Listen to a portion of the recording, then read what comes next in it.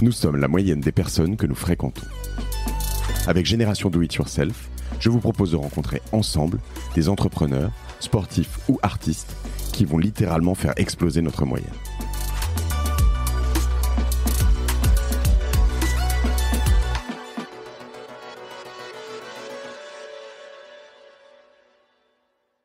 La raison principale pour laquelle j'ai voulu arrêter, c'est parce que j'en avais marre de souffrir. Souffrir comment ? Parce que son implication, sa volonté de réussir quelque chose... La charge mentale. Ça fait souffrir. T'en étais conscient ? Bien sûr. Et c'est une pression que je me mettais tous les jours. Le fait de vouloir être extrêmement compétitif, le fait de penser à chaque détail. Alors donc c'est aussi sûrement un peu dans ma nature, cette recherche permanente de la perfection qu'on n'atteint jamais. Mais cette recherche peut parfois être douloureuse. On vient sur la deuxième question et ta relation avec Michael Schumacher du passé. Je ne vais pas rentrer dans ça me regarde pas et voilà, mais tu as bossé avec un des plus grands champions de tous les temps du sport automobile, en tout cas. Vous avez une relation particulière. Dans ce que tu dis là, cette exigence, vous étiez quand même plusieurs à vous monter le bourrichon, dans le bon sens du terme, hein, mais pour vous mettre une méga pression pour toujours être meilleur. On était plusieurs à partager déjà cette analyse. On sait que si on veut réussir, ça veut dire qu'il faut être engagé. Il faut être plein d'humilité. Il faut être capable de se remettre en question. Il faut avoir la peur de perdre. Tu sais te remettre en question ? Bien sûr.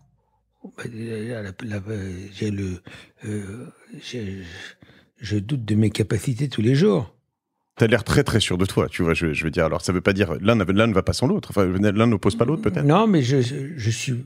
C'est peut-être une apparente, mais je suis pas sûr de moi. Je suis pas sûr de moi. Je pense que on n'est pas infaillible. Donc au contraire, il faut être extrêmement pudique. Mais à côté de ça, il faut avoir. Au fond de toi, il y a peut-être une leadership naturel. Le fait de contrôler les choses, de vouloir contrôler les choses, parfois trop. Mais donc c'est peut-être aussi une impression qui donne qu'on est sûr de soi, mais en tout cas qu'on aime bien contrôler les choses, être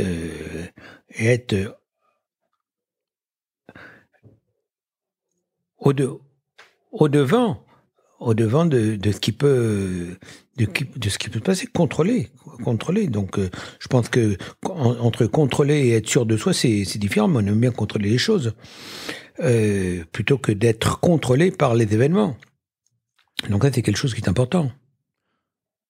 Pour revenir sur cette relation avec Michael Schumacher, qu'est-ce que avoir côtoyé un champion comme ça ? Alors vous étiez tous les deux finalement des champions dans votre catégorie, mais qu'est-ce qui fait la différence entre Schumacher et son coéquipier, entre Schumacher et tous les autres concurrents Non, pas tous. Il y a des là aussi, on sait très bien qu'en compétition automobile, justement, c'est tellement compétitif que si on veut gagner, il faut à tous les niveaux avoir les meilleurs, dont le pilote. Et le pilote, c'est probablement ce qui se voit le plus. Mais le meilleur pilote, si tant est qu'il y a un meilleur pilote, si on lui donne pas la meilleure voiture, on le voit très bien cette année avec Hamilton. Hamilton, il a dominé beaucoup de championnats, comme Michael d'ailleurs. Mais dès qu'ils n'ont plus la meilleure voiture, eh bien, il y a quelqu'un d'autre qui arrive. Il faut aligner les planètes, quoi. Et on l'a vu. Michael, d'ailleurs, quand il est arrivé chez nous en 96, il avait été champion du monde en 94, 95. 96, il est arrivé, il a gagné 3 courses. C'était pourtant le même. Peut-être encore plus motivé, mais il n'avait pas la meilleure voiture. Donc, il a fallu qu'il attende d'avoir la meilleure voiture, la meilleure équipe pour se mettre à gagner. Et puis, ça a pris un certain temps. Et puis, il a gagné. Ensuite, il s'est mis à être moins performant, c'était pas qu'il était moins performant lui, c'est qu'on lui donnait une voiture qui était moins performante, ce qui est le cas cette année d'Hamilton. Mais rien ne dit que dans une course, 2 courses, 3 courses, eh bien, Mercedes ne lui redonnera pas la même voiture que les années précédentes, et puis qu'ils se remettent à être dominants. Aujourd'hui, on voit Leclerc, il est pas meilleur que l'année dernière. Il a une meilleure voiture que l'année dernière. Donc, il a de meilleurs résultats. Après, tu as quand même des pilotes qui font des erreurs manifestes, plusieurs Grands Prix, qui sont un peu moins bons par moment. C'est parce que c'est exactement ce que je disais. Il faut la meilleure voiture, la meilleure équipe, le meilleur pilote. Que les 3 soient réunis. Et puis parfois, un peu soupçon de bonne chance. Est-ce qu'il faut le meilleur pilote ou les meilleurs pilotes? Est-ce qu'il faut les 2 meilleurs pilotes parmi dans ton équipe ou justement il ne faut pas trop parce que le deuxième... Moi, je serais favorable aux meilleurs. Il faut jamais, là aussi, dans la vie, il faut pas avoir peur d'avoir les meilleurs autour de soi. Au contraire, pour moi, c'est la différence d'un grand manager. Mais parce que ça pose problème, on l'a toujours vu dans les écuries. S'entourer des meilleurs et les gérer. Parce que si tu as 2 meilleurs pilotes qui se battent pour le championnat, ils risquent de laisser le 3e meilleur gagner, en fait. À un moment donné, ensuite, il faut faire des stratégies. Alors, les stratégies, ça ne plaît pas tout le temps à tout le monde. Mais il faut être capable de faire une stratégie en fonction de l'évolution des résultats. Quand tu as été chez Ferrari, c'est toujours Schumacher qui a gagné. Hein. Enfin, je veux dire, pas les courses, parce que c'était le meilleur. Parce que son copilote n'a jamais été meilleur que lui. Mais ils avaient tout le temps la même voiture. Oui. T'as eu des échecs dans ta vie? Des gros échecs, des gros trucs qui piquent?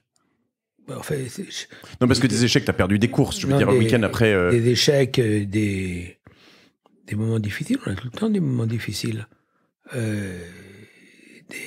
Des épreuves, des accidents. Des accidents quand je pense à l'accident de Harry Vatanen en 85 en Argentine. Donc cette lutte pour survivre, où d'un seul coup, eh bien la qualité du résultat sportif devient secondaire. Tu te sens responsable dans ces moments-là? Non, pas responsable. Responsable d'affronter la situation, bien sûr. Responsable parce qu'à un moment donné, il faut que quelqu'un prenne la direction des opérations. L'accident de Jackie X au Pharaon avec la voiture qui prend feu et son coéquipier qui ressort pas de la voiture. Enfin, donc ça, ce sont des épreuves, ce sont des moments difficiles, mais justement des enseignements aussi. Des enseignements et d'où peut-être aujourd'hui cette volonté d'être engagé dans des domaines différents.